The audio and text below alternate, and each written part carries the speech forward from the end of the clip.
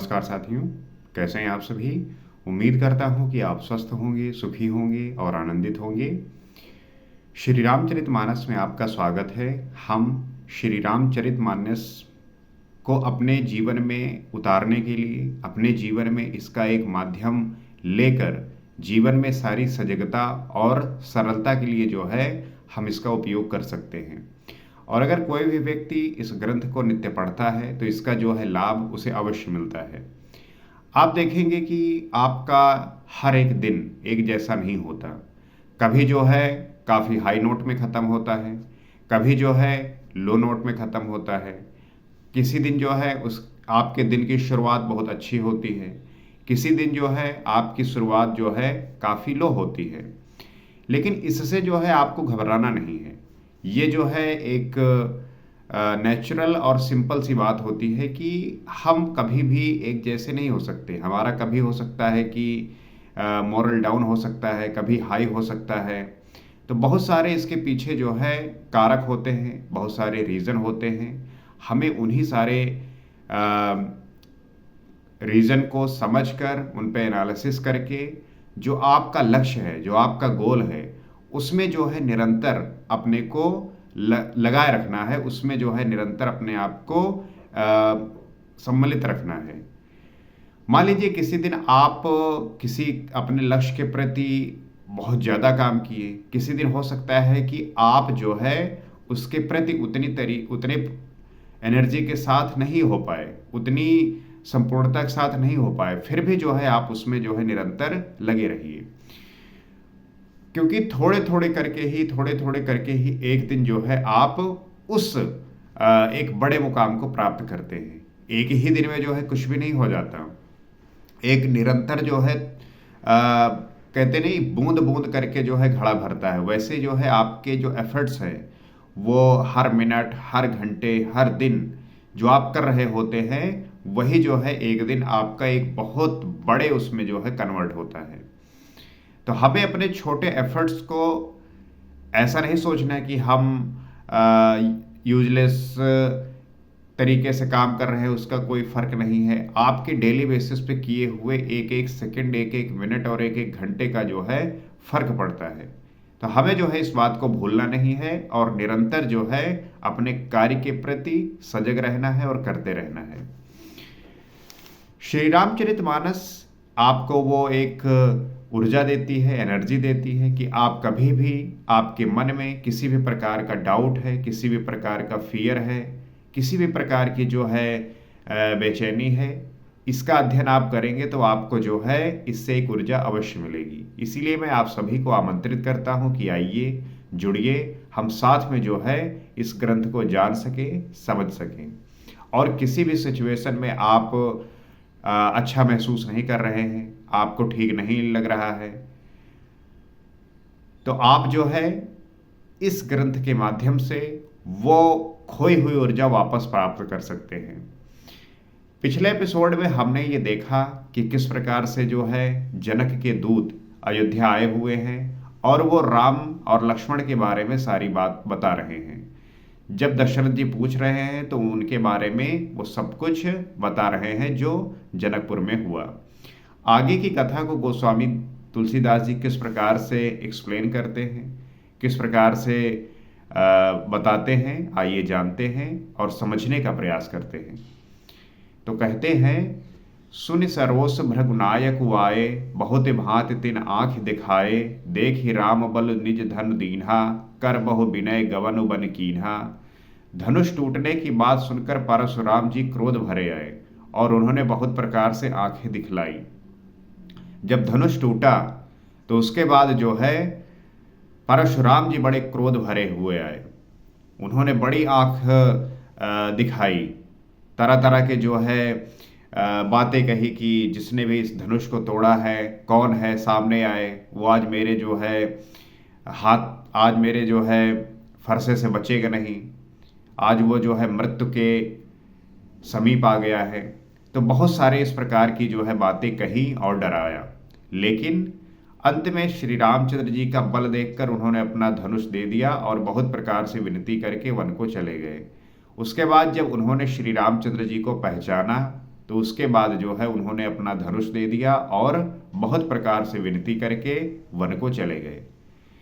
तो श्री रामचंद्र जी के प्रभाव को वहां पे हर एक व्यक्ति ने महसूस किया, जाना, क्योंकि जो राजागण ये चाहते थे कि अगर हम नहीं सीता से विवाह कर पाए तो श्री रामचंद्र जी का विवाह कैसे करने दे, तो वो अलग अलग जो है युक्तियां बनाने लगे, अलग अलग रणनीतियां बनाने लगे कि जो है श्री रामचंद्र जी का विवाह सीता से नहीं करने देना। लेकिन जब परशुराम आए तो सारे राजागण डर गए, और जब परशुराम स्वयं श्री रामचंद्र जी को जानने के बाद विनती की, अपना धनुष दिया और वन को चले गए, तब सभी जो है राजागण समझ गए कि श्री रामचंद्र जी बहुत ही वीर हैं, बहुत बलवान हैं। जब परशुराम उनकी विनती कर रहे हैं तो हम क्या हैं, तो सारे राजागण भी जो है वो भाग गए। ये होती है आपकी शक्ति, ये होती है आपका जो है बल, ये होता है आपका जो है प्रभाव। जब आपके भीतर इस प्रकार का प्रभाव होता है, आप देखेंगे कि कभी कभी आपके भीतर ऐसी शक्ति होती है, ऐसी ताकत होती है कि उसकी जो है रिकॉग्निशन नहीं होती, लेकिन इसी रिकॉग्निशन को वैलिडेट करती है जनता, इसी को पब्लिक जो है वैलिडेट करती है, प्रूफ करती है, प्रमाणित करती है। तो जब हम इसको प्रमाणित करने के लिए, जब हम इसको वैलिडेट करने के लिए अपना प्रभाव दिखाते हैं, या कोई व्यक्ति ऐसा जो काफ़ी ऊंचाई पर हो, काफ़ी ऐसे स्तर पर हो जिससे वाकई में वैलिडेशन मिला है, अगर वो कर दे तो हमें भी जो है उस जगत में वो प्रभाव मिल जाता है। जैसे सभी जो है डाउट कर रहे थे श्री रामचंद्र जी के बल पे, लेकिन जब परशुराम जी ने ये प्रूफ कर दिया, वैलिडेट कर दिया, प्रमाणित कर दिया कि हाँ श्री रामचंद्र जी वाकई में बहुत वीर हैं, बलवान हैं, और उनके प्रभाव में वो भी आ गए हैं जिन्होंने समाज को पूरी तरीके से ये साबित किया था कि वो कितने वीर हैं, कितने बलवान हैं। परशुराम जी से हर एक राजा डरते थे, और जब परशुराम ही इस बात को प्रूफ कर दिए, सिद्ध कर दिए, तब फिर जो है किस बात की चिंता। इस प्रकार से जो है राजा जनक के दूत दशरथ को बता रहे हैं। राजन राम अतुल बल जैसे, तेज निधान लखुन पुन तैसे, कंपहि भूप विलोकत जाके, जिम गज हरि किशोर के ताके। हे राजन, जैसे श्री रामचंद्र जी अतुलनीय बली हैं, वैसे ही तेज निधान फिर लक्ष्मण भी जी हैं। जिस प्रकार से श्री रामचंद्र जी के बल की तुलना की ही नहीं जा सकती, वो अतुलनीय हैं, वैसे जो है लक्ष्मण जी भी हैं, जिनके देखने मात्र से राजा लोग ऐसे कांप उठते हैं जैसे हाथी सिंह के बच्चे के ताकने से कांप उठते हैं। लक्ष्मण जी जो है तेज के निधान हैं, जिनके देखने मात्र से जो है राजा लोग कांप उठते हैं, जैसे हाथी सिंह के बच्चे के ताकने से ही कांप उठते हैं। तो लक्ष्मण जी उसी प्रकार से तेज निधान हैं, उनके भी तेज जो है उसी प्रकार से प्रभावी है, क्योंकि राजा को देखने मात्र से जो है राजा लोग कांप उठते हैं। देव देख तब बालक दोऊ, अब न आँख तर आवत कोऊ, दूत बचन रचना प्रिय लागी, प्रेम प्रताप वीर रस पागी। हे देव, आपके दोनों बालकों को देखने के बाद अब आंखों के नीचे कोई आता ही नहीं, हमारे दृष्टि पे कोई चढ़ता ही नहीं है। जनक के दूत कह रहे हैं राजा दशरथ से कि आपके दोनों बालकों को देखने के बाद अब ऐसा कोई है ही नहीं जो मेरे दृष्टि में चढ़े। प्रेम, प्रताप और वीर रस में पगी हुई दूतों की वचन रचना सबको बहुत प्रिय लगी। और इस प्रकार से जब दूत सारी वचन को कहे तो ये बात जो है दरबार में, राज्यसभा में जो है उपस्थित सारे लोगों को प्रिय लगी, क्योंकि उन बातों में जो है प्रेम है, प्रताप है और वीर रस से जो है वो पगी हुई है। हमारे भी बात में ये सारी चीजें सदैव विद्यमान होनी चाहिए, तब वो जो है प्रिय लगती है। आपकी बातों में जब प्रेम होता है, आपके बातों में जब प्रताप होता है, आपके बातों में जब वीर होता है, तब उसका जो प्रभाव है वो हर किसी पे पड़ता है और सभी को प्रिय भी लगता है। आप क्या बोल रहे हैं, आपके बातों से किसको क्या प्रभाव पड़ रहा है, ये मैटर करता है। तो हमें जो है, जो भी आप कह रहे हैं, जो भी आप कहने की कोशिश कर रहे हैं, उसमें जो है ये बातें विद्यमान होनी चाहिए। सभा समेत राव अनुरागे, दूतन देन निछावर लागे, कही अनीत ते मुदित मुद मुदहि काना, धर्म विचार सबहि सुख माना। सभा सहित राजा प्रेम में मग्न हो गए। इस प्रकार से जब जनक के दूत ये सब बातें कही तो सभा सहित राजा जो है प्रेम में मग्न हो गए और दूतों को निछावर देने लगे। और जब इस प्रकार की बातें सुनी तो सारे जो राजागण थे वो प्रेम में मग्न हो गए और दूतों को निछावर देने लगे।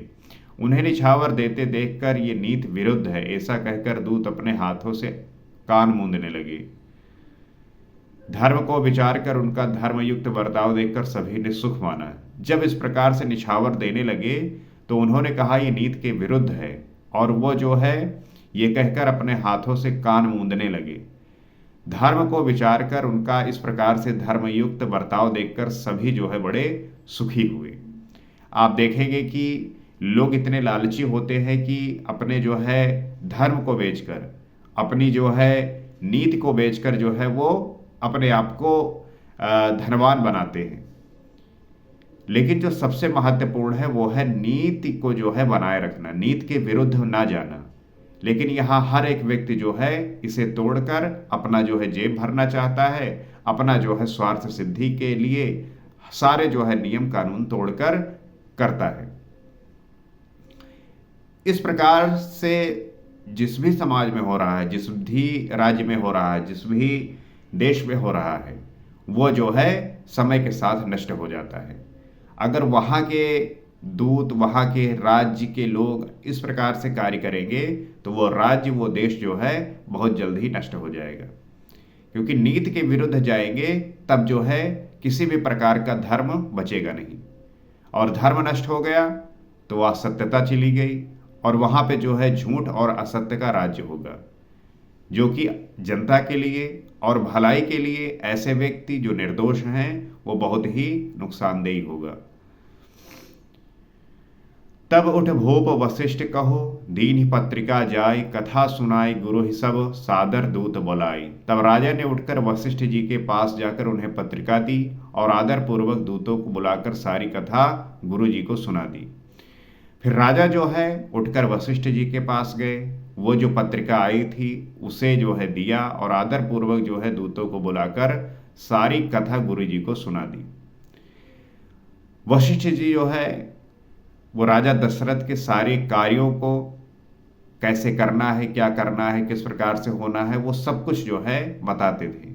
किसी भी राज्य में राजा जब अपने साथ ऐसे महान आत्माओं को साथ रखता है, बुद्धिमान लोगों को साथ रखता है, तब जो है उस देश की जो समृद्धि है, उस देश की जो संप्रभुता है, उस देश का जो गौरव है वो बढ़ता है। इसलिए आपको सदैव ये बात ध्यान रखना है कि अगर आप अपने चाहे बिजनेस हो, चाहे कोई काम हो, परिवार हो, कहीं पे भी हो, आप किसी भी स्तर पे कुछ भी कर रहे हो, अगर अपने साथ ऐसे महान लोगों को रखेंगे, ऐसे बुद्धिमान लोगों को रखेंगे तो वो सदैव जो है आपको उसमें ग्रो करने में मदद करेंगे। इसलिए आप जो है सदैव ऐसे लोगों को आदर करिए, सत्कार करिए, उनका जो है मान बढ़ाइए, क्योंकि वो जो है आपको उसके बदले में बहुत कुछ दे सकते हैं। लेकिन आपका जो अहंकार है वही जो है आपकी ग्रोथ को रोकता है। जो आपका अहंकार है वही जो है आपके लक्ष्य के प्रति जाने में अवरोध उत्पन्न करता है, शत्रु है। लोग कहेंगे अरे हुई है जो हुई है, हम क्या करे कहे। इस प्रकार से अहंकार में ग्रसित व्यक्ति अपने जीवन में कभी भी ग्रोथ नहीं कर पाता, अपने जीवन में कभी भी आगे नहीं बढ़ पाता। तो हमें अपने अहंकार को नष्ट करके सदैव इस बात का ध्यान रखना है कि जिसके पास भी ऐसी स्किल है और उन सभी को साथ में लेकर जो है अपनी चीज़ों को बढ़ाना है। मुझे पूरी आशा है कि आप इस बात को समझ पा रहे होंगे, सीख पा रहे होंगे, और आपको जो लगता है आप भी जो है शेयर कर सकते हैं, बता सकते हैं, ताकि हम इस प्रकार से जब भी वार्ता करें, संवाद करें, तब उसको जो है ऐड ऑन कर सके, ताकि इस समय को, इस सेशन को इतना यूज़फुल बना सके कि कोई भी व्यक्ति इसे सुनने के बाद, इसे जो है देखने के बाद उसे वो वैल्यू मिल सके, जिससे उसके जीवन में एक नई क्रांति हो, उसके जीवन में जो है एक नए जीवन का जो है एक दिशा मिल सके, ऐसी दिशा जो उसको ऊंचाइयों की ओर ले जाए और उसके जीवन से सारे प्रकार के कष्ट को हर ले। तो मुझे पूरी आशा है कि आप जो है इसका आनंद ले रहे होंगे। आप इस चैनल से जुड़ भी सकते हैं, क्योंकि हम यहाँ पे नित्य इसी प्रकार से श्री रामचरितमानस को पढ़ते हुए जानने और समझने का प्रयास करते हैं। तो आज इतना ही, अगले एपिसोड में आपसे फिर मुलाकात होगी। सीताराम।